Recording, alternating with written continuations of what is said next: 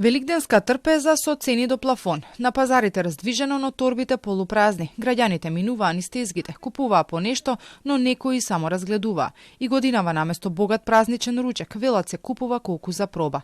Јагнешкото месо достигна цена и до 700 денари за килограм, но поскапеа и другите производи. Зборувајќи за скапотијата велат, мерки требало да се донесат пред Великден, за да може секој да купи се што треба, затоа што секој паричник не тежи исто.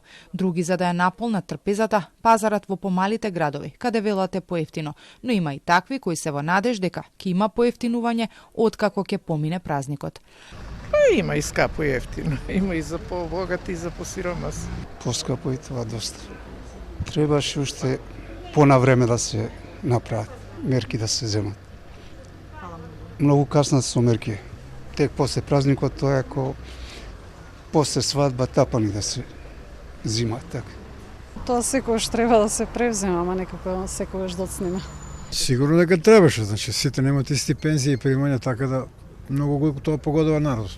Во однос на лани има покачување на цената, на овошјето, на месото и другите производи. Дали може би требаше пред Великден да се реагира со мерки, а не да се чека да помине празникот? Мислам дека владата тоа успешно го прави. Слушам дека мерки веќе се донесат, ама уште се во процедура, така да тоа ќе биде после празникот, а вас ние веќе ќе ги потрошиме парите. Глобалните случувања удрија по домашните цени. Непосредно пред Великден поскапеа јајцата, но повисока цена доби и зејтинот. Доматите и пиперките пак се производите, за кој периодов најмногу се зборува, односно нивната висока цена која надминува 200 денари за килограма, некаде се продаваат и поскапо.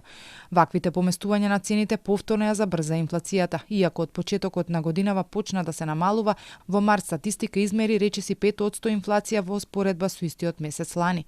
Поскапување се забележува кај речиси сите производи, но најголемо е кај овошето.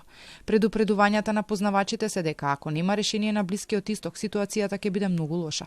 И премиерот Мицковски пред неколку дена за прв пат кажа дека пред нас е тешка година, но за прехранбените производи можни мерки најави по празникот.